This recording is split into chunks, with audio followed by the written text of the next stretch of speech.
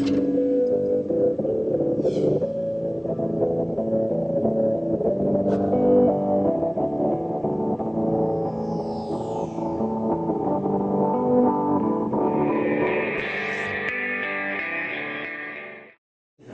going to call this meeting to order, and our first order of business is to review and approve the minutes of our June 11th meeting. I would move approval of the minutes of the meeting of June 11th. I'll second that. Any discussion? All those in favor? Aye. Aye. Okay. There we go. So before Okay. before we go on to warrants, Right. I would like to disclose that there is an invoice in there from my business for some work Ted did for the town. And I was going to recuse myself, but if I do, the warrants aren't going to get paid because there's only 2 people here, and you can't pass it with 2 people. So if there's no objection, Lee... I did get prices on it and everything. It was a hammering of the ledge down there on Middle Road. How much was it? 785. 765. So if anybody has an issue with that, please say so, because I do need to vote for all the other things to get paid. I just want to disclose that, okay? Thank you, Steve. And we could, just wait and do it at our next meeting, but that's in the next fiscal year. Right. So. All right, so we have warrants 26, 26P, the Recreation Board, number 10, and the Cemetery Fund. Do I have a motion? I guess I would move approval of the warrants 26, 26P, Recreation Board number 10, and Cemetery Fund number 4. Do I have a second? So we have a second, Okay. but I do have some follow-up about the rec board. Okay. Didn't we approve $400? We pre-approved 400. Okay. But they could spend everything They- they wanted out of their budget? She was estimating it would come in at 400, and she was going to be moving out of state and wanted to be paid before this meeting. So we pre-approved the 400, and then it actually came in at 470 something. And so we held off and just going to, if we approve it, it would be that full amount, and it will be mailed to her. Mhm. So we've got a motion and a second. Any further discussion about these bills for payment? Okay. All those in favor? Aye. Aye. All right. So let's just start signing those. Recognition of visitors and public comments. Yes, Gail Sorensen. I just wanted to bring to your attention, and you probably already know this, but the Vermont Open Meeting Law has some significant amendments that were passed during the legislative session of 2014. And they go into effect July 1st. I've looked back at the TV at previous meetings. I didn't see any discussion, and I may have missed that. Have you already talked about those changes or No, the impact? but we have copies that the VLCT sent around, and we were going to, my thought was we'd discuss it tonight. Oh, because I didn't see it on the agenda. No, I guess I was going to bring it up under other business. Oh, okay. And we actually were all notified of it and notified that they're planning some meetings to go over it. Right, I saw that. Yeah, they don't have the date set yet. Exactly. But one of them is like we can't add items to the agenda unless it's brought up as the very first business meeting. So before the minutes or anything else, if you wanted to add items to the agenda. One of the things I'm concerned about is the posting of notices at your meetings. And I know that it needs to be at town office and 2 other sites. And I believe that it's been West Dummerston Post Office and the school where the posting has been. But my question is, what do you do during the summer when the school is basically closed? Is there an alternate site, or how do things get posted? I'm not sure where they post it during the summer, if they continue to put it. Well, it's not they, it's your decision on the posting, you decide. Right. Is So- it at the post office or is it at the store over there? I Do you thought know? it was at. Post office. I thought It it was is at post at the office. I thought I'd West seen Dummerston it at the Post store too. Usually is. Yeah, so fairly soon, I think you need to just talk Yeah. about that. Sure. I know Charlotte even needs to post DRB notices, and it needs to be the same designated places that you have decided upon. So I hope you'll add that to an agenda fairly soon, because July 1st and thereafter is coming up. Right. Yeah. Much of the discussion though was, I mean, I think we're in pretty good shape compared to a lot of towns. Not that we can't use some Right. tuning up, but the discussion that I have been part of, that Dummerston's, our website's kept up pretty well. Yes, it Most is. everybody, I know the rec board, we have trouble getting their minutes and their schedule, but most everybody's pretty good about it. Not that we couldn't use a little. Right. Right. We can discuss it more under other business, but I was thinking we should have a couple of years ago, we had a meeting of, we tried to get all the boards, or at least the chairs of all the boards, to come to an open meeting, and we had the Wyndham Regional Commission, Chris Campany, give a talk on complying with the open meeting law then. So we might want to do something along those lines. Again, to go over this. There are quite a number of changes. Right, they have it, Posting. as you know, the website is excellent for Motley Towns and Cities and Towns. Mhm. And I was looking at it, it's available to everyone. And it really just critiques and answers most frequently asked questions. So I would just remind the select board that that's a good site to look Right. at. I've been reading them the last thing before I close my eyes to go to sleep. I'm right on my bedside table. I'm trying to memorize them all. Thank you. There's a pretty significant package sent to us. Yeah, I know, there's always highlights that people miss, or things that are important, or you get so much information that some things get put on the back burner. Mhm. Thank you. Right, no. So, Yeah. As long as you're talking Harold, about minutes would and you like stuff. be recognized? I thought you said Harold. Yes, okay. Harold? Okay. We're talking on minutes. I'm under the understanding, and I know from other organizations, and I think I'm right on the law, is when you go into executive session and you come out, you have to make a motion on your discussion. You can, on what you discussed. It has to be, even if it says until further action is taken or using, but there has to be an answer given. I know that's what holds true with other organizations. I mean, it's relative to the executive session rule. Usually what we've been doing is if we go into executive session and we're discussing something where a decision is needed, then we come out of executive session at the end and reconvene in open session and then put the motion out, second it, and vote on it. So, but we'll study up on it to make sure we're doing it right. Well, I wasn't trying to be picky. I was just, the point what I was trying to bring up was that what was discussed is at a hold or not at a hold, and that's for the public to know. I mean, there has to be, because there's only a few things you can be in executive session for. Mm-hmm. I mean, if it was a contract matter, you can so state. No decisions were made. Mm-hmm. Until you do make a decision publicly. That's the way I was taught. Maybe I'm wrong. Okay. Well, we'll look into it and try to do whatever is the right thing to do. Thank you. Any other public comments from visitors? I don't know if you want me to say anything now or when that agenda. Oh, okay, let's hold off till that agenda item. Okay, the highway report. Lee Chamberlain, our esteemed highway foreman.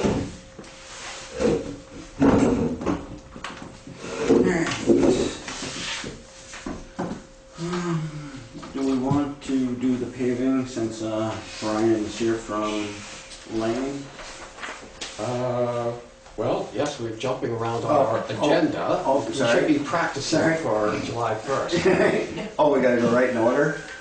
No, That's no. Oh, You don't have to All go right, in order. we'll go ahead. Well, we are under highway report, so I guess we're gonna allow you to. All right, so make that let's go ahead submission. and... I didn't think you wanted to listen to it all. Yeah, he might wanna go home. Yeah, exactly. This again. Why not just slide through the metal detector? Yeah. That's gonna pick that up. So these are the paving bids. Yes, kidding.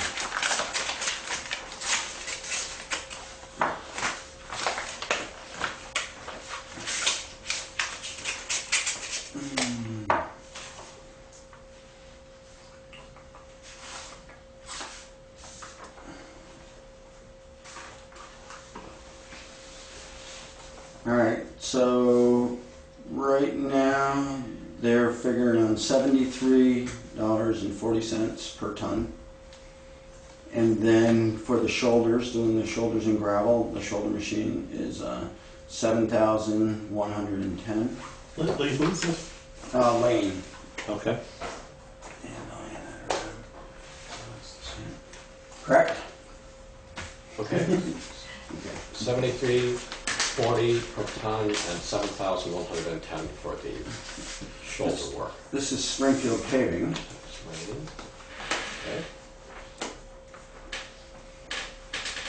Okay. And price per ton is $77.90 and $7,000 for the shoulders. And that was Springfield paving. I'm sorry, what was the price per ton again? That was $77.90.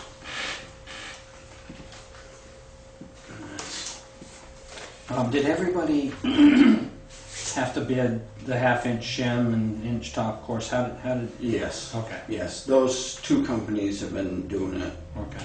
like pretty much alternating years.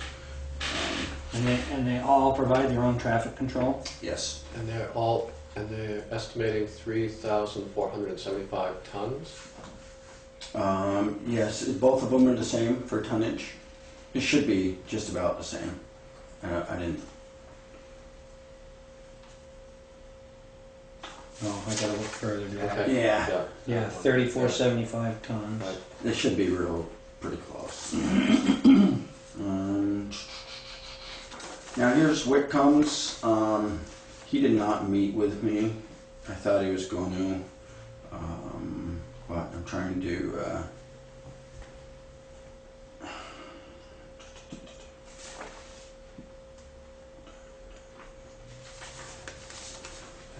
I don't see any tons. Am I missing that?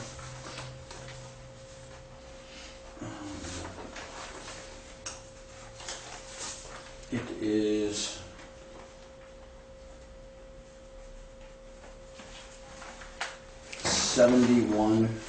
$71.90 for Whitcomb's a ton.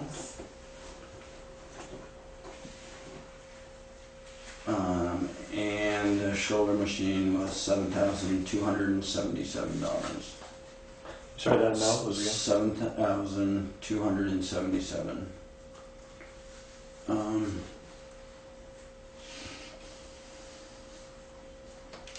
What was Lane's price again? Sorry.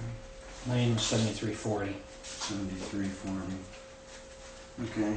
And did Whitcomb have a number of tons?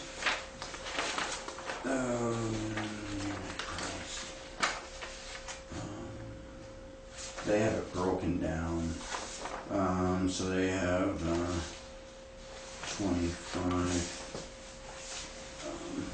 3,000 tons.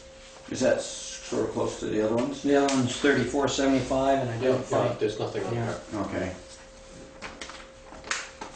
I might ask Brian to look at this, just, I have a question on it. Is this, because I'm not sure if he said, or if I had told him 3/4 inch, Oh. for topping. You might be able to pick it out. He's got, Okay. he's got 3/4 of an inch. Or 3/8, I mean, Oh. 3/8 max. Yes, it's a north, south, north, motion,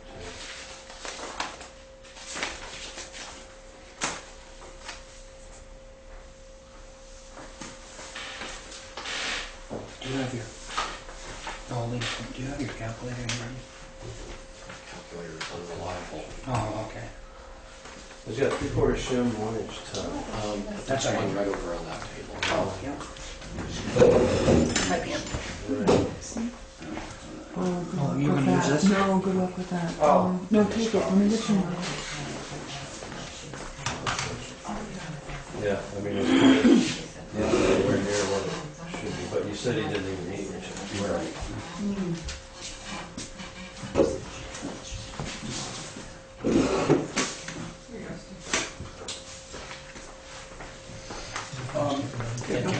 They are a little less, I guess my, I was thinking the same thing.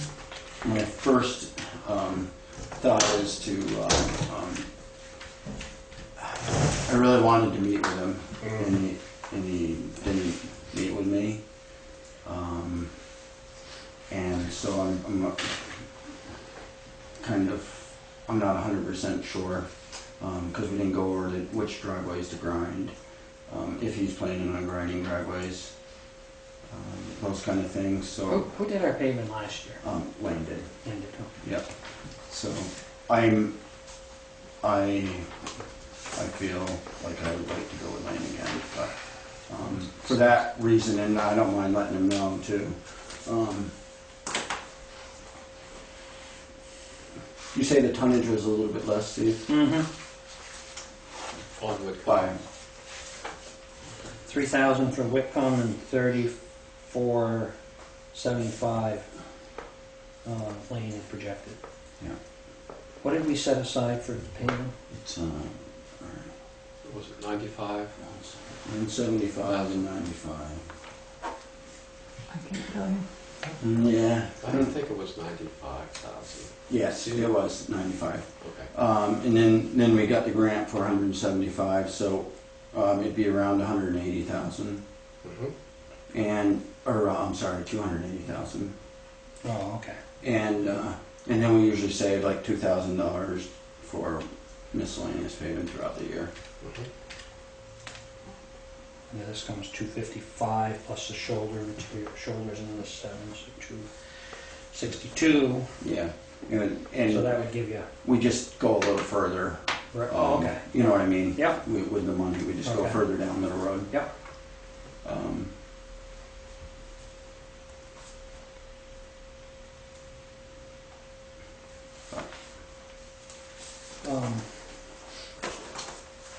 Did you all get to look at that? Okay.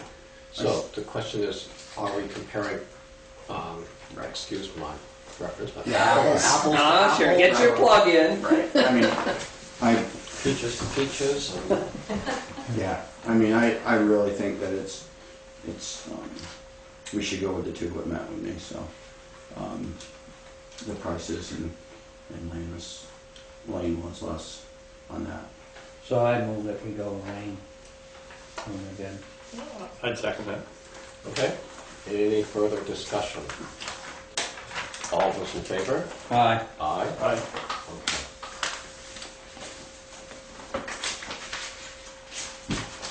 We're going to get back to Nick from... Yes, I'll let him know. No, I'll let him know the reason Yeah. and those kind of things, the prices. Right. Yes. Yeah. Good. And we were going to do something about, there were going to be some temporary dividers in the... Yes, and they did that last year for us. They supplied them, and I think we stuck them down the middle. I am in contact with the person who's going to paint our yellow lines for the first time. That's a start. Oh, there's a story to go along with it. Oh, No, and hopefully they're planning on doing them right. Pretty much when we give them a call. Okay. Or After the paving's done. That's been a question yes, the public has asked. that is the And goal. not a rainy That is day. the goal. Yeah. And then we'll have to get white lines put down again, and that might be pretty much when the contractor's available. Do we have white lines in our budget? Yes. Oh. Yeah. Okay. Yeah. For there, not for everywhere. right, Okay. just for. Yeah. Okay.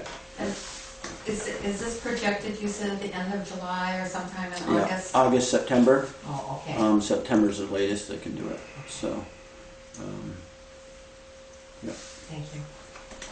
Okay, paving bid. Okay, what do you want to do next? We might as well do the Clark bid. Okay, Also, this is for Quarry Road. I know there was some question whether we put it out to enough people, or there's probably gonna be a question why only one applied, or one actually bid, but we put it out to 6 contractors.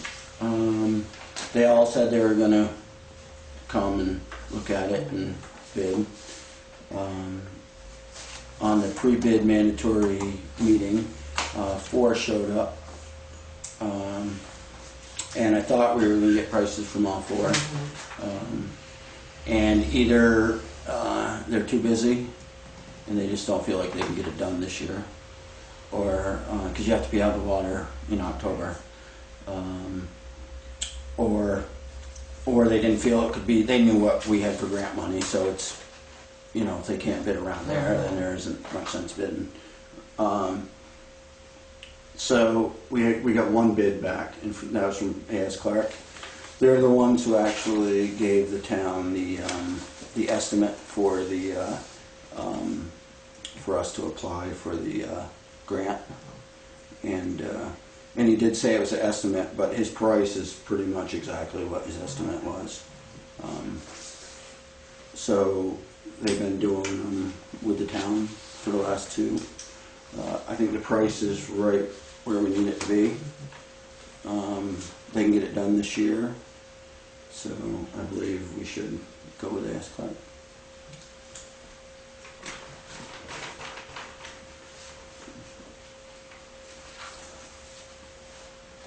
okay. Do we have a motion? Yeah, I'll move that we award the bid to A.S. Clark for the Quarry Road project. No, I'd second that. Okay, any discussion? How's it look to you? Yeah, they got their hands full. Arch is here, I see, but Oh, I think just dewatering it's going to be a chore, so. Yeah. Okay. Any other discussion? Okay, so, and the road will be closed the whole time? yes, it's a maximum of 6 weeks. I believe after doing the other ones, it's going to be like a 4-week project, but we put it a little bit longer just to make sure that no one gets disappointed if it isn't opened up. Okay. All right, got the motion, seconded. Any further discussion? All those in favor? Aye. Aye. Okay. Thanks, Arch. What's that? Yes, thank you. All right, let's see, we've got curb cuts. Okay. We can do Ken Carpenter's curb cut, that's on Carpenter Road. Okay. It's a road going out into the field already anyways. I went down and looked at it, everything seems to be fine there. Not a lot of water running around there anyway, so. Yeah, I move we approve the curb cut for Ken Carpenter. I'd second that. Okay, any further discussion? All those in favor? Aye. Aye.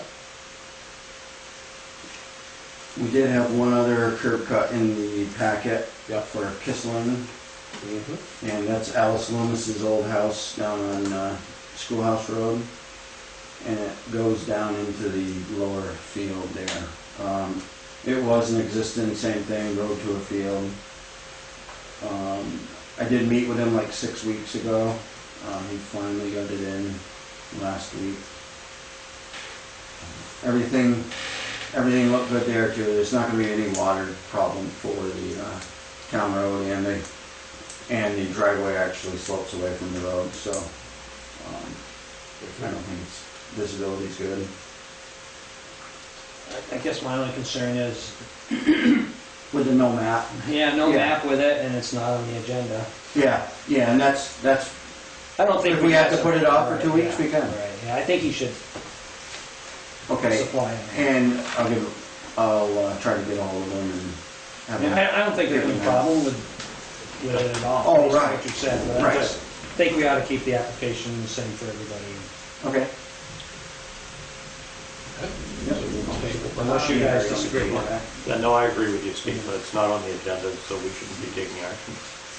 Okay. Okay. So that takes care of our curb cuts for today. We're winding down here. Yes. So we have Getting the puppy out. Renault gravel pit update. And let's see, I'll give a little bit of an update, and then there have been developments since recent developments. So let's see, some Poplar Commons residents came at our last meeting. They told us how the blasting was shaking their houses, and Steve Glaybeck and I went to the next blasting they did. Mike Renault was there, his foreman, Dwayne Fletcher, someone from the blasting company, the monitor expert was there. Lee Chamberlain was there. Several residents of Poplar Commons were there. We sort of split up. Some went into Steve Casabona's house. I went into Kelly McHugh's house with Claudia Teachman. And the blast was, you could hear the sirens, and the blast seemed to be not much to write home about. I couldn't really feel it. I didn't know it was going to happen. I guess I wouldn't have noticed it, but what do you think? Yeah, certainly that particular day, the monitors were all relatively the same as in the previous blast, and short of just hearing a slight thump, less than that Yeah. huge thunder. It didn't. That particular blast didn't seem to have the same impact that apparently some before had, based on the discussions. And we had the key that I thought was that the monitors seemed to read about the same for this blast as they had in the previous blast, which is slightly confusing when they knew the last blast was, people seem to have felt it more. I thought it was a good meeting and a lot of discussion, but again, apparently it wasn't the same as the blast everybody was concerned with. Yeah, I thought there was a lot of goodwill on the parts of the residents and Renault's, Mike Renault and his crew. People seemed fairly pleased with the results of the blasting. Is what my sense of the meeting was. So on Monday they blasted again, and we got an email from Kelly saying this was rattling the dishes, and it was alarming. She was very concerned about her house and safety, and she contacted Mike Renault about it, sent out an email to us. Let's see. I don't know if you want to comment on this at this point? Can you elaborate? Would you like me to elaborate? Sure. Yeah, do you want to come up? If you can see me from here, I can see you from here. I'm really tired. Rich, you got her on camera? We don't want to... Okay. Could you state your name for the My name's report? Claudia Teachman. Okay, thank you. I will say that I live in a house the farthest south and west of the blasting zone. I'm pretty sure I'm on a real good bed of gravel and maybe sand. And although I have been present in my house for some of the warning sounds, the sirens, I've only heard thump. I haven't experienced anything in my household. However, I have a neighbor diagonally across the street from me who assured me this evening that he will be submitting something in writing to you guys, who's had a different experience. That was the first house built in the development. Ours, I think, was the third or fourth house put in the development. And when, let's see, Kelly called me or sent me a text after the blast that occurred late in the day on, is it Monday. Very concerned, and you understand the reasons other than what was stated. And Mike has addressed those. And then I don't know, I guess she called and talked to me and whatever, and then I checked my emails, and there was an email from another neighbor. It's the elderly couple who are in their mid-80s who live sort of on this, they're the house just before Steve Casabona's house, and they've also been experiencing rattling. You have to understand, the husband has neuropathy, so he had a torn Achilles tendon, and he couldn't feel that. So we're discounting his testimony. But the wife doesn't have that. And she had sent me an email, and then I asked her if she could send something to you guys, to the select board. But she's almost blind and has some issues. She was able to connect to a previous email communication that she did for me. So she sent this: "Hi Claudia, I delegate you to be my representative at the selectmen's meeting tonight and report my experience reblasting around 1:09 p.m. on Friday." I don't think she meant Friday, but she says Friday, but she says 6:23, so I'm pretty sure that was a Monday. I was asleep on the couch in our family room with our cat next to me. The blast shook our house so hard that it woke me and the cat up. The blast that occurred after 5 p.m. was not as strong, but the cat still ran and hid. The latter blast occurring after 5 p.m. is not in compliance with the Act 250. No excuses allowed in my opinion. I think the Act 250 representative should be contacted, yours, Norma. You want her printers on the fritz, my printers are on the fritz. I can forward that email to anybody that, if you want me to forward it to you. Forward it to the select board. Okay, then you can do the. Or selectboard@dummerston.org. Okay.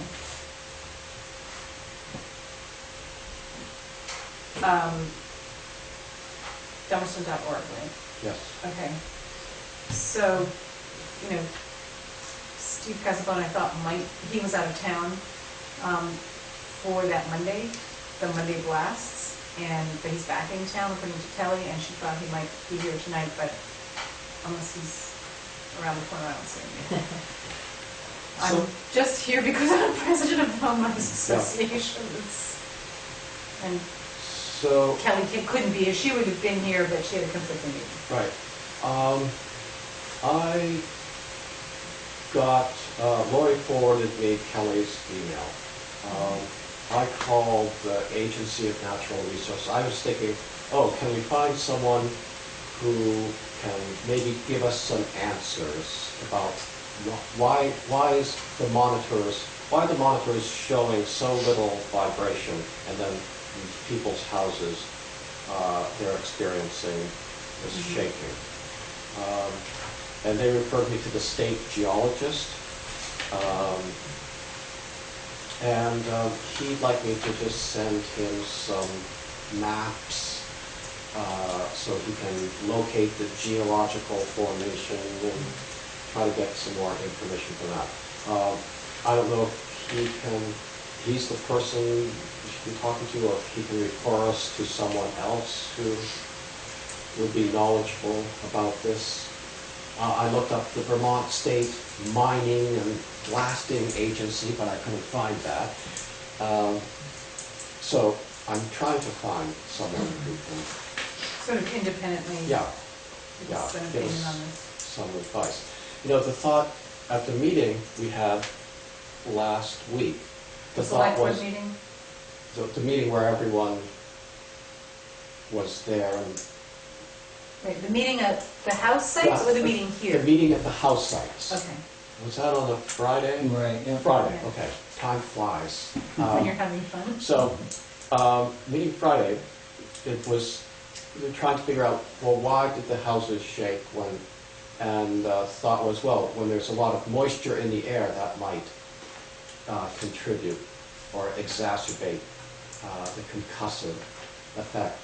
But then the blast on Monday was, you know, the most beautiful day we've had all year, with very little humidity in the air. So that sort of shot that theory. Yeah. I sent you you personally an email, did you, this afternoon at 4 o'clock, did you possibly read that? I got it, but I didn't have time to forward it on to my colleagues Did you here. read it? Do you want me to read it? Do you want to read it? I'll read it. Sure. And I was also talking to Kelly because just letting her be in the loop. I said, hi, Zeke and Kelly, I will be the designated listener speaker for Poplar Commons Homeowners Association at the select board meeting tonight. Steve Casabona may also attend, and if so, he will speak about his experiences. Zeke, we do appreciate what you are doing and hope that someone will be able to explain to PCHA why certain houses seem to feel the blast more than others, why certain blasts seem to cause very little noticeable vibration in the affected homes and others cause significant shaking and creaking when the monitor reads the same for all the blasts, and what can be done to eliminate the shaking in the affected homes. We also have a concern about stress fractures occurring over time due to the repeated low, in quotes, impact blasts. Does anyone know if there's any research out there about this? I only know a little bit about what happens to human bones when there's repeated impact. You know, it's my understanding that the blasting is, you know, it goes, there's a cycle of blasting like every year. And from the walk around that I did with Dwayne in the pit, I don't know, prior to that Friday that we all met together at Poplar Commons, it's real obvious. I mean, he showed me how the ledge just goes all the way through. So if they're going to access that gravel, I don't think they're going to be tunneling under there. I think they're going to be blasting through. So at this point, that's what we have to look forward to. And if I'm not mistaken, they're currently blasting on SB Land's pit, which is now owned by Renault. That's even farther away from our houses. They're only coming south. They're only coming closer. So, you know, just looking for answers and hoping we can get something that will allay people's fears. Sure. That's what I was saying. Any thoughts, any comments? I have one. Yes. Where are the monitors in the There's home? well, I don't know that there, until last Friday, I don't believe there were any monitors inside the houses. There is like a monitor box in between the Casabona and the McHugh residence. They share a boundary, so there was one there. And then Steve, were you at Steve Casabona? Steve, way back, you were at There's Steve one north of Casabona's, Steve Casabona's house. once again in the ground, Yeah, right? and then there's one by the septic. And then the septic is to the west of Steve Casabona's house, and it's between Steve Casabona's and the Smith's house, because I think the septic actually is like an easement or something. It's on their property. We have 3 tanks there. So there isn't really, well, but for that Friday blast, why do I think, whatever the guy's name was from Continental Placer said something about walking past, and there was that Dwayne tripped. He didn't mean tripped over. He meant he tripped the monitor, and then I can't think of the name from the guy from Continental Placer, but he went and stamped his. Stomped on the floor, yeah. All right. So was there a monitor actually in the house then? There that was day? then for that. So on past that right. date Right. only, there was a monitor in the house. Inside Steve Casabona's house. Right, yeah. not in Kelly's house or anybody else's house. And he stomped on the floor to Right. get a comparative reading for what that was versus the blast. Right, which is like over 2,000 feet to the north of that house. And allowedly, Steve Casabona's house, I mean, Steve and Kelly are both built on ledge.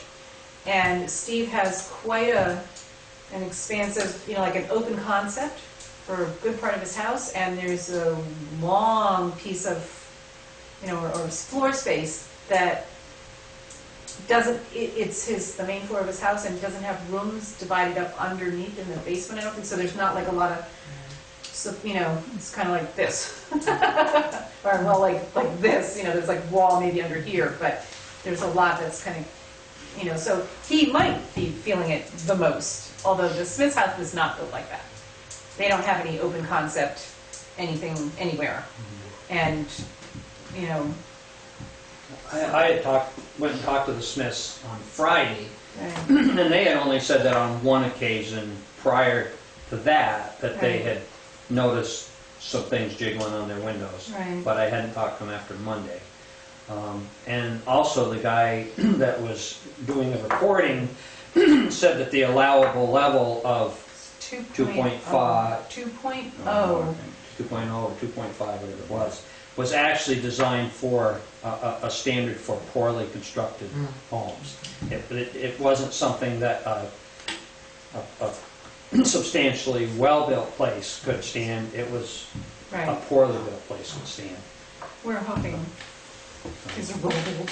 Yeah. We paid for that. So the monitors have been showing Point 0.05.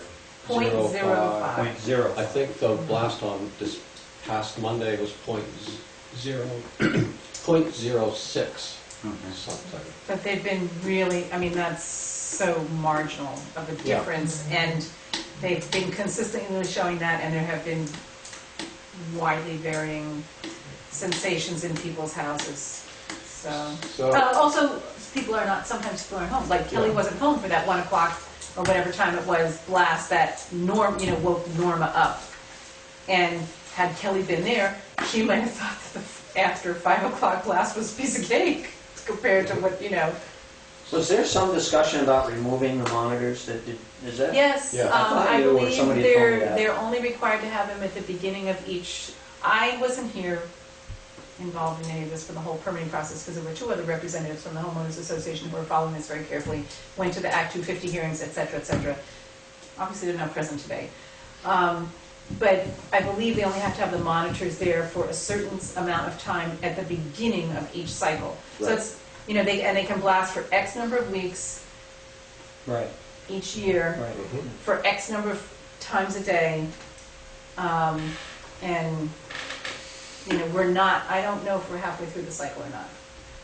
I can't remember if it's a 5-week or a Right. 4, 5, or I 6-week don't cycle remember. or something like that. But they blast, they then bring in heavy equipment and remove the debris from the blast, and then they set their new charges and they blast again. And there was an explanation for why there was an after-hours blast. That was a Renault pit. I was pretty involved in that, but I don't remember there being a stipulation that we were only going to monitor at the beginning. For some reason, I thought we were monitoring during the whole thing. They're following the Renault pit. They are, not the monitoring. severance. Okay. I just today pulled the permit, got a copy of the permit for the For the- SB Lands pit. Okay, yeah. Because some people in the homeowners association are interested in seeing what SB Lands was permitted. Sure. I talked to Charlotte, and she said that the permit follows the land. So when Renault purchased SB, this is what he's required to do or not to do on the pit that he's working in right now. Maybe SB, I haven't looked at it yet. Yeah, I've been wanting to review it too, to see if they had different stipulations than we Right. had on our side. Right, and did SB ever blast? No. Pardon? No, Right. not before this. This was the first. Right, And- and there was no blasting that happened down near, off of Carpenter Road, the pit that goes, I forget the name of the No. road that goes down there. There was no blasting that happened down there, so this is sort of a unique situation to this. Besides Allards. Yeah, that's Now what it's that's just far one of the south. question I had. They're not all that much further away, and they've been blasting there for 6 or 8 years, and nobody's had any concern. Right. So that's it. It's probably a little further Yeah, away, yeah. or it is further away. Well, but it's- Dwayne told us that where they're blasting an SB pit is, I don't know, it's like under 2,500 feet, but over 2,000 feet, is what he told me when we walked around there. I was like all over the pit with him, Yeah. so. So, in talking with Mike Renault, what he was saying at the Friday meeting, he's doing the best he can to follow all the permit. He's not a blaster himself, so he's relying on, who he thinks are experts to take care of this part of the business for him. He seems to want to be a good neighbor. He's trying the best he can, it seems like. I don't think anyone expected this to be happening. I think So, I am very much, I think everybody is in agreement with that. I think, people heard testimony from people at the other pit, at the, what do you call it, the Carpenter Road pit or whatever, the carpenter, saying how they weren't hearing anything, okay, there were a few more trucks going by that, wasn't that noticeable for us. We're not even going to be necessarily impacted by the trucks because they're going in and out, where the ABF freight terminal is. And, I think this is a very unanticipated side effect of something that hasn't been tried around here. There's a lot of blasting around here. Well, but it's... and Steve Casabona blasted his own house. Well, the developer... Right within the development, so you have to wonder why this being so far away creates... It's not easy to resolve. It's just... No, it's and there is a lot strange. of blasting, Claudia. There's a lot of blasting done around houses. And Steve, I don't know that I was home on the day that it was blasted for Steve's house, but it didn't happen for like 3 times a day for 5 days a week. Oh, yeah. Well, right? Yeah. It was probably they blasted once or twice and they took the material away and they were done with it, And so... I do like when the blaster said, though, that every person thinks something, a thud to you is one thing and a thud to me is, something different. And that's why they have the monitors set up, to make sure the guidelines are being followed.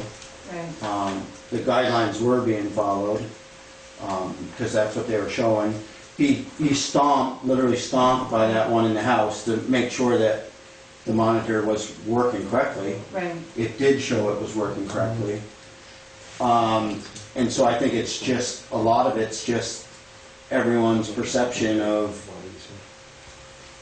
what is too much, or if you're laying down, or if you're standing up, if you're standing on concrete. I mean, if you're Kelly, standing on wood. Zeke, and I were in Kelly's house on the day that everybody was there. Friday. We felt nothing. Right, and that's about what we felt. And, what got Kelly alerted to the whole situation was that on another previous day, she was relaxing in her home in an easy chair, just reading a book, totally oblivious, not listening to sirens sounding or anything like that, because frankly, if your windows are closed, unless, maybe Steve Casabona might hear him with his windows closed, but I'm not sure anybody else in the development can hear the sirens. The sirens aren't meant for us anyways. I understand that. I only hear them when I have, a window open near where I'm working. But Kelly was totally unaware that the blast was going to occur. And then she thought there was an earthquake because of the impact that she felt in her house. And this past Monday, she was coming home to meet some people who were going to do some work for her and had rushed into her house to do something. And the people on the ground outside of her house, she sent me an email about it, made a significant comment because they were surprised about what, they weren't anticipating that. And she was in her house and once again experienced what she had experienced, before the Friday where everybody was there. So something is odd. And it's not showing up on the monitors. And it's catching people off guard and unawares. They're not saying, okay, blast is coming, I'm holding on, or I'm going to feel the blast, and expecting to have a reaction. It's catching them when they're, just going about their mundane, taking a nap, going about, their mundane business. I don't really want to experience what they're experiencing, and I haven't. And many people are not there. I mean, even Morton and Norma go for lengthy doctor's appointments and grocery shopping and stuff like that, so we don't have anyone who's there all the time. Right. And the monitors consistently show that nothing's going on, Right. or very little of Very anything is little. going on. So the next blast is supposed to be on Friday morning, and And I'm probably not home then. yeah, I'm going to be going and at least standing in one of their driveways and just see what's. Yeah, like when It's different from where some of before. us were outside, were some people outside for the blast, the test, well, not the test blast, but the blast on Friday? You, me, Kelly and I were inside, but was Yeah. there anybody out? I mean, Not at the Casabona or Kelly's house. Okay, because this time, on Monday, There were people outside Mhm. felt it, Yeah. so. And I'll continue to try to get information to the state geologist and follow up on any leads that he has or any people that, or agencies that he can refer me to. And I'll be happy to share that information with you. And then you can pass it along through the grapevine there. Yeah, just email. Oh, that one of our members does not have an email, but I'll pass that information on to Okay. him. Yeah. And I'm not sure what else to do right at this point. But, anybody else have any thoughts? I think the email that I sent, addresses the concerns that we have. Yes, those And- were, yeah, very good, I thought. Anything? Words of wisdom? Mr. Clark, do you have any experience blasting? No, I don't. Very limited. Lucky. No, just enough to be dangerous. Well, okay. Oh, and we were also told by, on the Friday of that blast, my husband was, I guess, on the perimeter of the pit. Yes. And, I don't know, and Chris Vincey's son was, he took a little video or whatever, but they were told they weren't even using the amount of dynamite that they could be using. So, unfortunately, that information got relayed, and everybody's like, what? Yeah, but they were saying it was they were saying It was the the same. same amount. But they could, if they chose, Yeah. they're allowed to have more. Mhm. So, Yeah. Yeah, I think, but Dwayne also said they only had matting enough to do what they were doing Certain now. amount, so. yeah. But can they put a bigger charge in? Would you like to get a bigger charge and just get it over and Right, just like poof. I mean, that I think was the perhaps misunderstood, but the concern is that what they're putting in these 4-inch holes that they're drilling, series of 3 by whatever with the 20-foot by something mat going over it, that instead of putting X number of pounds or however you rate dynamite, that they could put even more in if they wanted to, and they're just doing this minimal charge, and people are like, what? Are they going to put more in?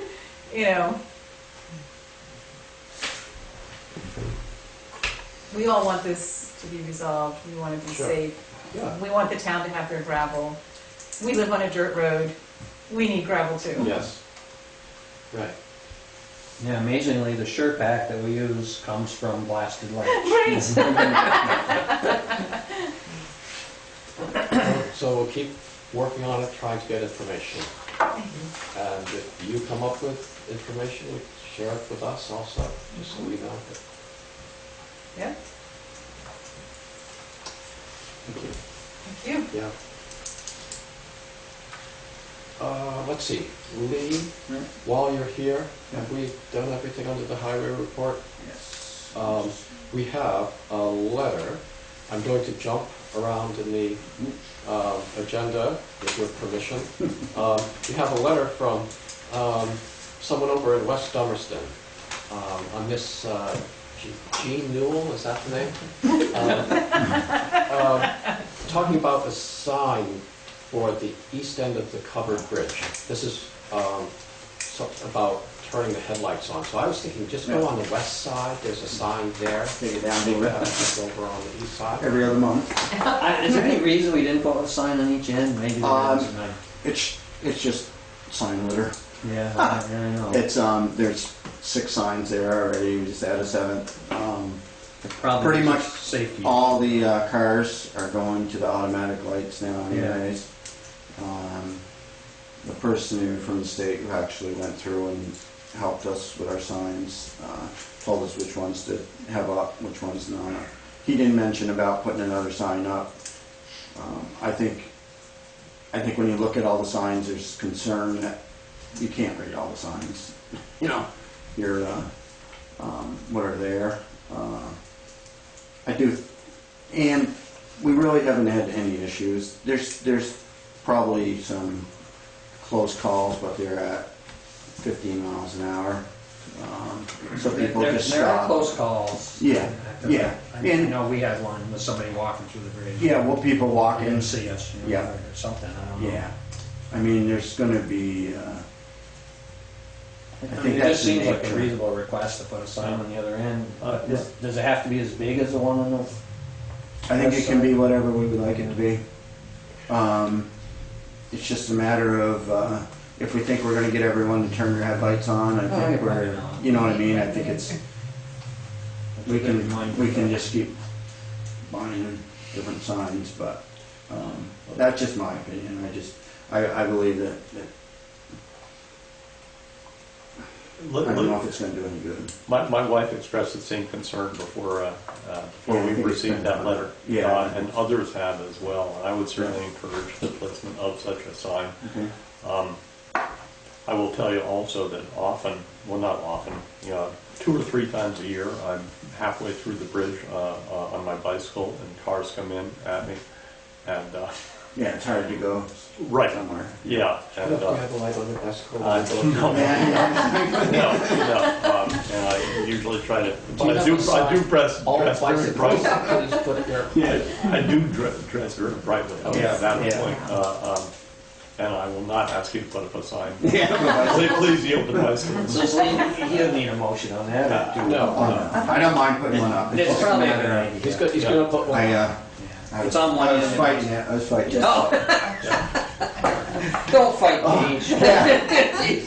Pick another battle. We'll pick Oh, order another sign. Actually, I did talk with Lee. Yeah, yeah, we talked about it. We talked about it before. It's probably, if it's on one I end. told her probably my not. opinion. I didn't carry much weight here, does that? No, don't worry about it. All right. But it's on the, You the know, sign you is on probably the, could. We know she's coming, in for the listers, and we leave the sign, then, when she's here, you send someone down, move the sign. What are those pictures in that bridge? $8,000 a piece or whatever? They should work. Yeah, they don't work on a day when it's really cloudy and dark. Yeah, yeah. It's kind of too bad they weren't a little more sensitive. I will admit that. I wish they'd kick on a little easier. Maybe there's something smoky. I thought we asked them about that when they weren't working. Gene or somebody alerted us a year or so ago they weren't working, and I thought we asked about that. Ah, okay. Next time. Would you want to do that? Ask if Sure, there's a sure. sensitivity? Because I do notice that on really cloudy, overcast days, you'd think the lights would kick on and they don't. Okay.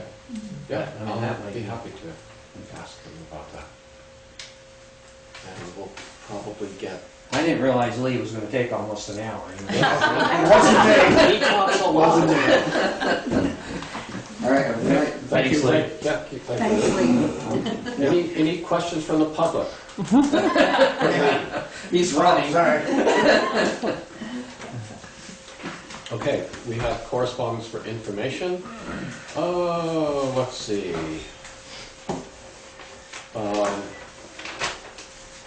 Some wastewater system permits, Chuck Fish updating us on the Historical Society building expansion.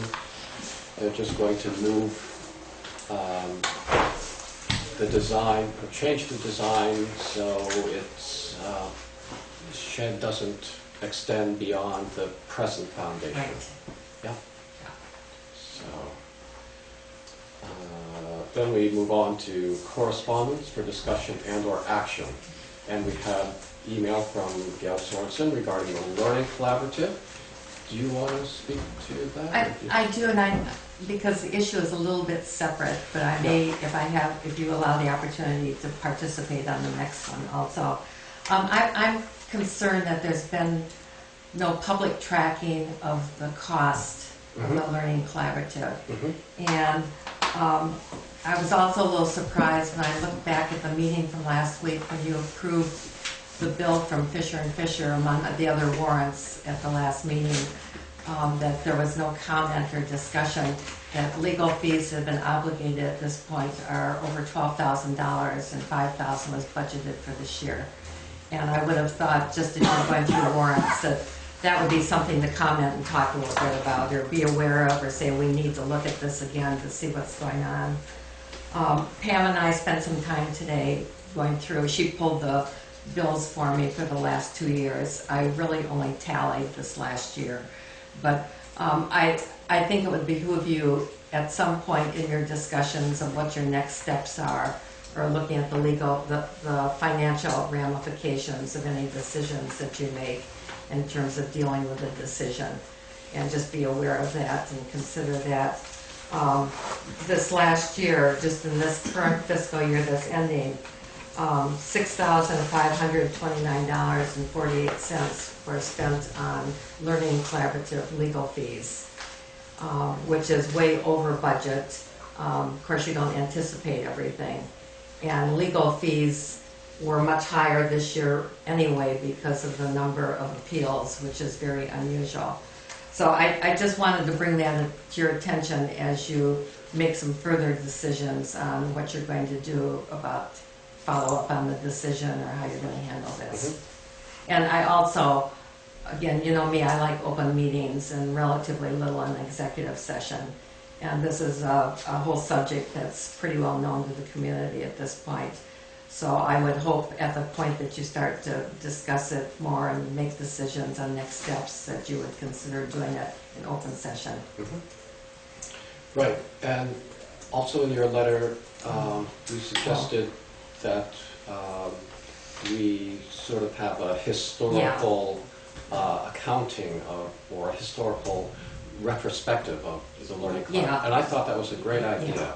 Yeah. And since it involves, you know, several former select board members. And the listers and the town and all the various steps, what could have been done better. Maybe nothing could have been done better, but I think because it's dragged on and through several generations and it's expensive, that would be worth doing. I wish I'd been here when you talked about the goals session, because that would have been an ideal goal for somebody to pick up the leadership on, to kind of follow this and bring it back to the board for critique. Right. I was even thinking we might ask some of those former board members to come in and we could write up something, but to just have some of these people who were involved, you know, several years ago when this whole issue began, to explain what we did. I'm not looking to say, in hindsight, I wish we did this, but to explain the circumstances, why we did this at this point, what our intentions, you know, the town's special meeting, what the information we had that we were using. And the expectations of the residents and how this has turned out quite different. Right. So it's I think for your that would discussion be at some a good point. idea that I think we should follow up on. And and the financial part of it also. I think we're a pretty stingy board, I think, historically. And we don't, you know, we try to use VLCT as our free advice. Or, you know, I think sometimes we're even reluctant to make a call to find out how things are going, or just because we know we can hear the click as the timer starts going.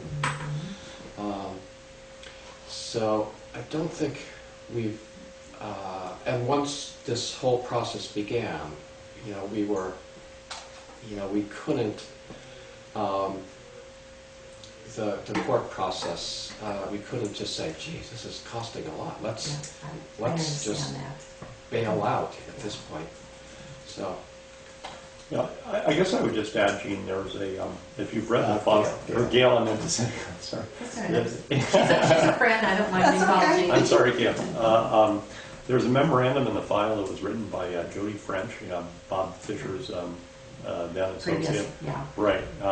that I thought was really good, and it talked about how these tax appeals are consistently decided against those seeking tax exempt status.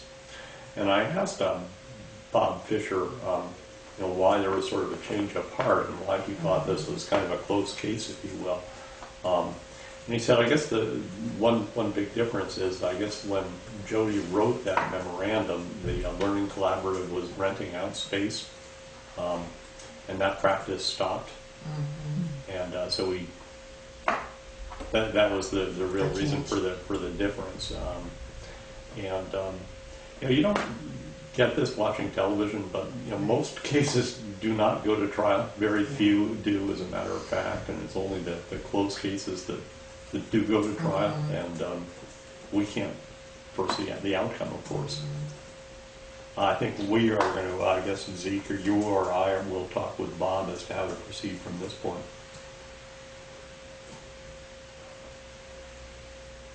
Because I think we have 30 days in which to appeal. Right. And that's not to suggest And a week that, is already gone. right, and that's not to suggest that any of us are favoring an appeal. Right, and I've been checking the mailbox thinking the rule, waiting to hear from the Learning Collaborative, because at one point they did tell us that they would make an annual contribution to the town of $3,400 and $3,338, according to yes. Lewis's calculations, based on 45% of the assessed. Yeah. I found it on TV, so yeah. I know where it is minutes and seconds into that meeting. So Was that 3,338? yes. Okay. And that was a figure we came up when we were negotiating with them, and the state said we had no authority to do that, and that in order to resolve this would have to be litigated in Superior Court. So. The other thing, please correct me if I'm wrong, but my understanding was that by Superior Court deciding that they were tax exempt, we're not liable for their educational fund taxes as the town. So in reality, even though we spent $6,000, over the next 20 years it'll save us $120,000 to taxpayers, because otherwise, had we have decided they were tax exempt, we may have been liable for that, for the school tax portion of their bill anyway. So I thought the letter said that you would not recoup the tax. Does that mean you don't? we're not going to recoup any tax, but we don't have to pay. In other words, like like the Grange, if we decide they're tax exempt, we still have to pay their educational portion. So it's my understanding that with Superior Court making the decision, we don't have to pay that $6,700 or whatever it is a year. Yeah, Charlotte printed it out for me. So it says 32 VSA 3802. If you go here, exemptions. The fair market value of property which is automatically exempted by federal or state statute, which they're declaring they are, is not included in the educational grand list. So even though we spent $6,000 to litigate this, hopefully we, and if you can look at it that way, we save $6,000 a year over the next number of years. So there is a return at some point for us. But, well, that's helpful to hear. And again, that says to me somebody ought to do a synopsis, a chapter, or whatever, explaining the different parts of this, so that when a board or somebody asks 5 or 10 years from now or whatever, that the history can be reconstructed. Right. Yeah. So now I'll let you discuss the decision. Okay, let's see. Yes, moving on to unfinished business. Do you want to discuss the Learning Collaborative decision further? No. no, I mean, I think that was our goal, was to have a finite decision made by the Superior Court. Okay, yeah. I'll keep checking the mailbox for that letter from the Learning Collaborative, and I'll wait outside Bob Fisher's office, and when he comes down to Main Street, I'll say, "Oh, Bob, Funny I ran into you. Well, I don't know if this was entirely tongue in cheek, but I think at some point we may want to reach out to the Learning Collaborative. We could do that. In fact, Yeah. I would encourage that. I'd be happy to give them a call, or you were working with them, or we could call one of the alumni, from previous administrations to visit with them, but Bill and I had tried to work with them Yeah, on a couple of yeah. occasions. do you want to, Yeah, I don't mind. Yeah. Yeah. Okay, I'll do that. Do you want me to follow up with Bob and then maybe give Steve a call? that? Yeah, because I think we should follow up with Bob first of all. Yes. Okay, I will do that. And then you'll contact them. Yeah. Yeah, then I'll let you know what transpired. Tell them to go easy on us as far as that bill goes. Right, We're taking a lot of heat on it. right. Well, I think one of our primary things was we didn't want to say they're tax exempt and have to pay that educational portion. Right, So right. I think we got where we wanted to be. Right. The negotiated settlement that we came to seemed to be, if the state had allowed us to Right. go through with that, it would have saved a lot of expense for both parties. And it's hard to have open discussion on something that's going to court because you've kind of told the other side Yeah. everything you're thinking. Right. So sometimes you do Well- have to sit in executive session so that they're not privy to what you're talking about. So. I realize that, Right. right. Okay, so if you file an appeal, though, you need to do it within 30 days, and you're both not going to be here at the next meeting? I'm always here. Yeah. Okay, I thought there was a question of who signed warrants next time, on the 9th. Yes, we'll have to discuss that. Yeah, I probably will not be here, but I'm not Right. sure. Right, So you'll talk with Bob. Yep. You'll approach the Learning Collaborative. After I hear from Joe. Yep. Yeah, okay. Okay. Good. May I ask a Yes, question? yes. I would like to know if you have the tape from that special town meeting and the minutes from that special town meeting that says, that I believe it says in there that they will pay. So I just want you to be aware of that, hopefully we will get some sort of stipend from them. And number two is that when we put the collaborative into the non-taxables, it will not show on the 411 as part of the grand list. So our taxes will not be included on that. Okay. So I just want to, So it's where, been a if I long, could ask, hard road. and I don't know if you know Pam, but now as far as the taxes, that's all just written off? Yeah, I'm gonna have to, I'll call VLCT Yeah. and ask them. It's not an abatement situation, so I don't know how we'll, Yeah. I don't know how we'll do that, but I can give you an update at the next board meeting, Okay. so it's all on the record. for everybody to know how we take care of that. I'd be happy to do that. Okay. All right, and we'll get to work on the historical record. Oh, boy. Another question. Yes. Not a question, just a statement to let Okay. you know. I talked with Zeke the other day, and the listers received a call from Cy Bailey, who used to be our district advisor. And he was going to talk with the gentleman that is the head of the district advisors and call us back. I still haven't heard back from him yet, but I don't know if PBRs can take any action now or not. Mhm.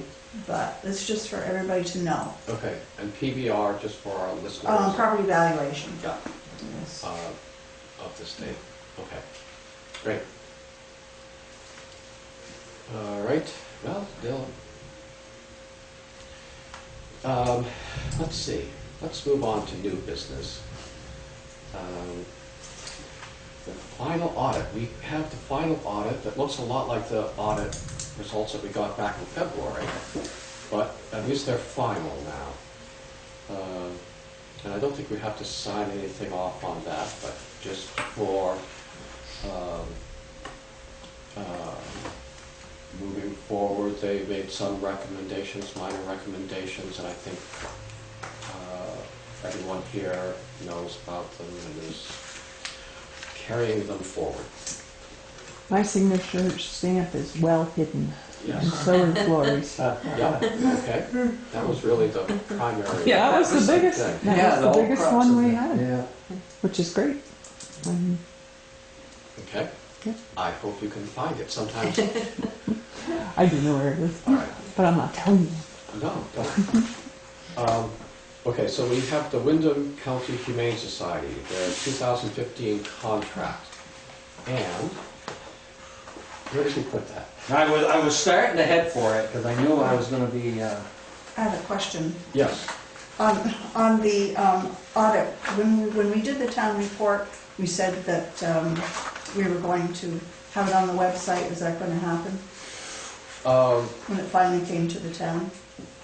Did we say that?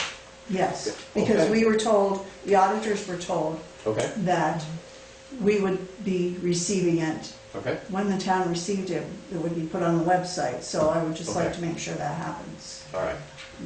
Tomorrow morning, if you remind me tomorrow morning, Okay, I'll scan it and get it to Kevin, good. and we'll get it on the website. Not that anybody's gonna read it, but Well, I'll read it. yeah, at least it. well, it is, I mean, Yeah.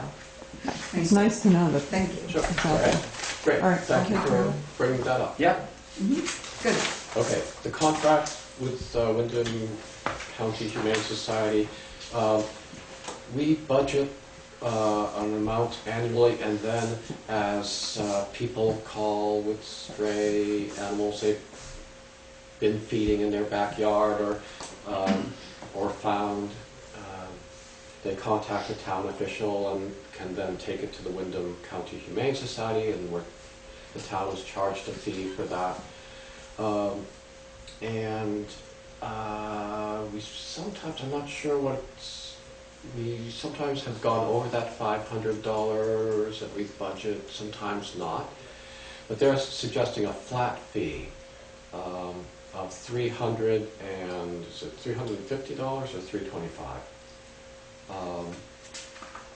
And so that, regardless of how many animals they take in, so that seems like a good deal to me. They would adjust it. I called them and asked them, well, what if we, maybe we had 15 or 20 animals this year. They're comfortable with that 350 or 325. Find what it was in there. What is it, Joe? Well, I mean, that wasn't my recollection, Steve. I thought it was, I'm encouraging all towns to raise that fee too. Oh, that's another fee?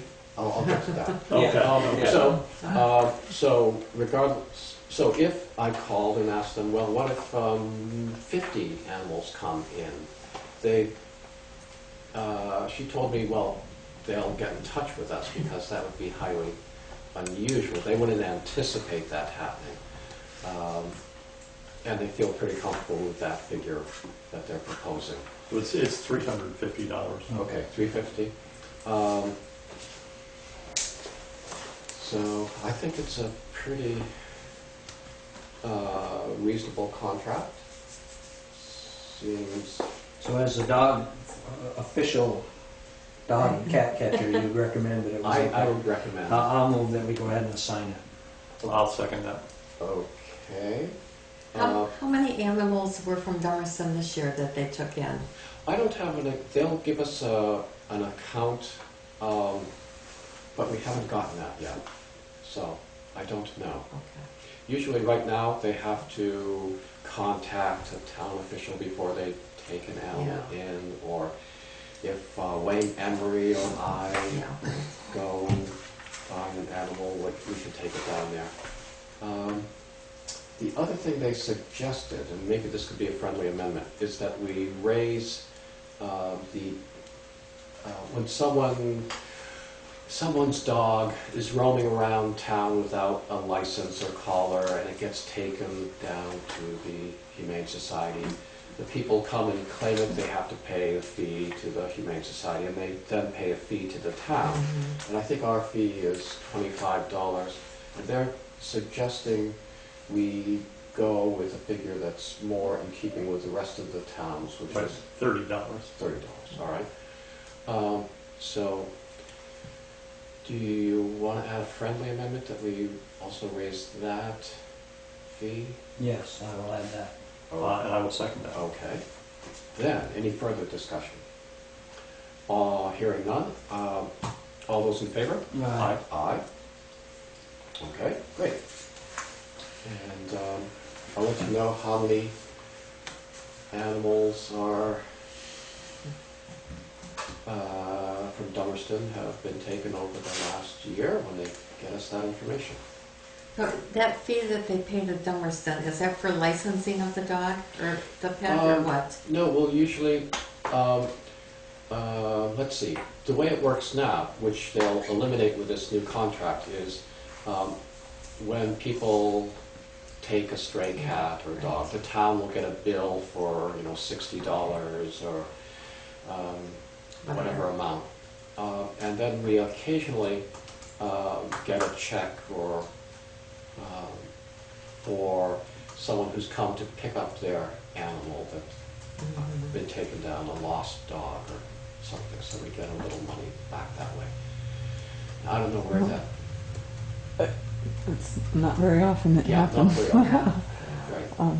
Yeah, Yes, she would post it against the expense of the yeah, animal control, miscellaneous Right. revenue. yeah. So oftentimes people go down and say, Yeah. I don't have my wallet. I'll send you a check, yeah. Yeah, we'll put a check in the mail as soon as I get home.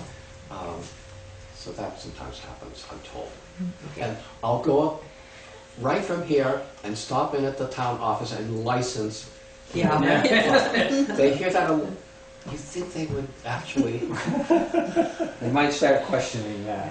But the $30 that they want you to charge, is that just a straight charge instead of what the town is getting bills of $50 or $60? Right.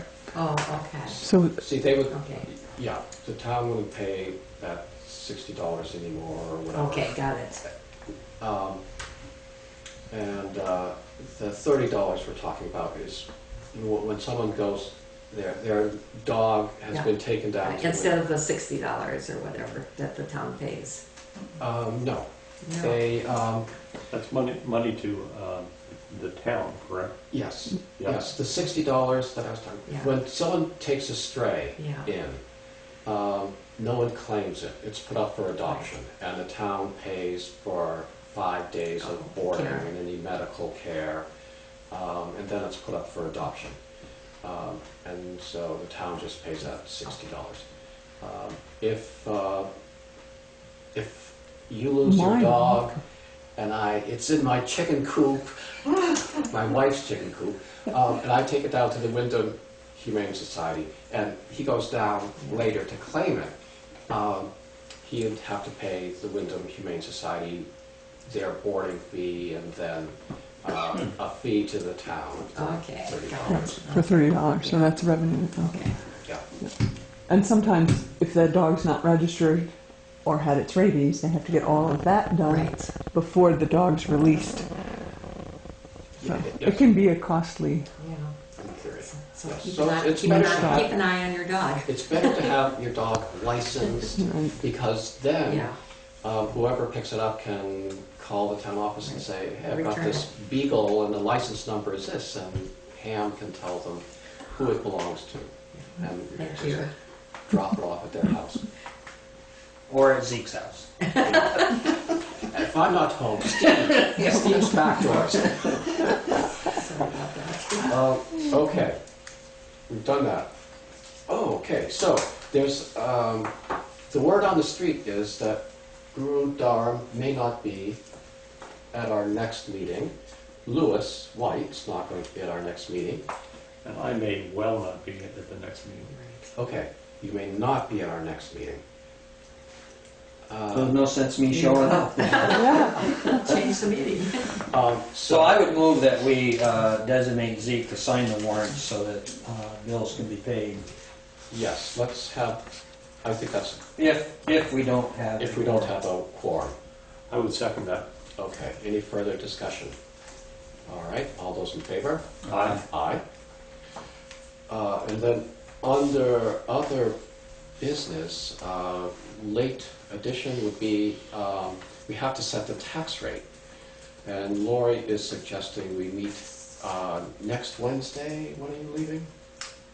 I'm leaving Tuesday. Tuesday. Be nice if we had a quorum. How soon do we have to set it? Well, When will the information be ready? I think that's the problem. we've been really lucky over the last couple of years, and the state has gotten us the information by the 30th of June, which is, this year it's a Monday. So we've been really pretty lucky that they've been able to release the educational tax rate to us. That's what we're waiting for, is what that rate is going to be. Once they set that, they notify us, then we can go ahead and do that. We have to mail, by law, we have to mail the tax bills out 30 days prior to the due date. So at the latest, July 20th. But I don't want to do that. I'm wondering if you couldn't do a tentative, Joe, when do you leave? Could you do the 1st of July? Could you do Tuesday or Monday? I could do definitely Monday.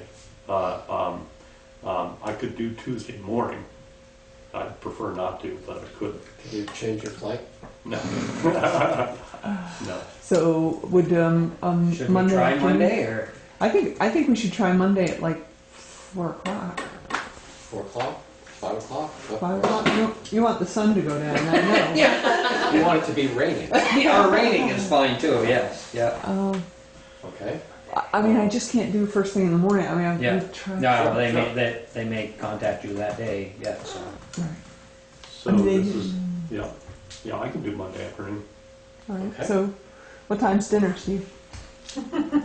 6 o'clock. What time do you usually get done Mondays? 5? No, we're done at 3. Oh, okay. Let's do it at 4 and be done with it. You can do 4? Sure. Okay, 4 o'clock. Okay. On Monday the 30th. 4 o'clock, Monday the 30th.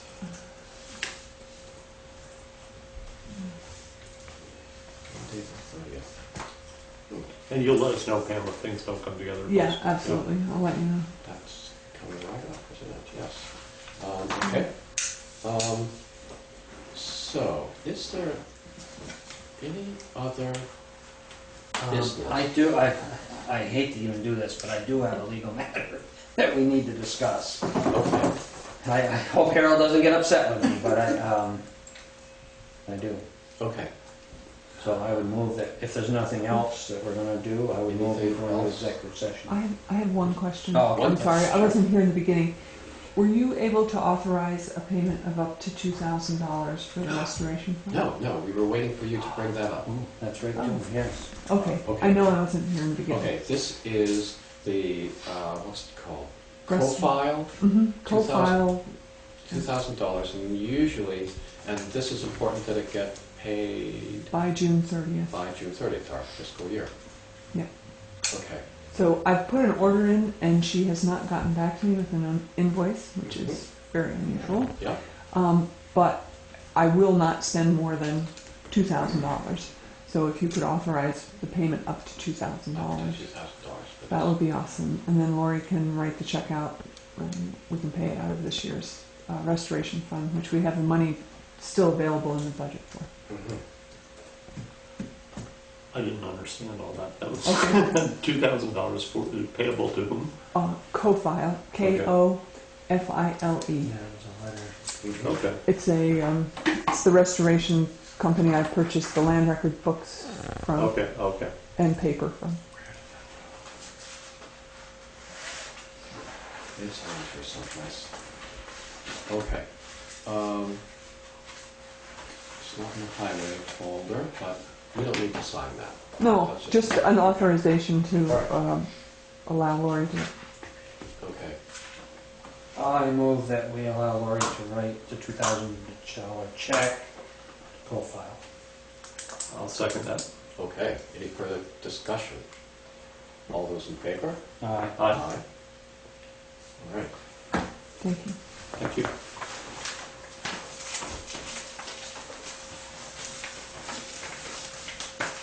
Okay, so, we're going to If adjourn. there's nothing else, I would move that we go to executive session to discuss a legal matter. I'll second that. Okay, all those in favor? Aye. Aye. Will we need to make a decision? I don't know. I don't think so. I don't think Rich would have to stay. I don't think it's going to be a earth-shattering decision.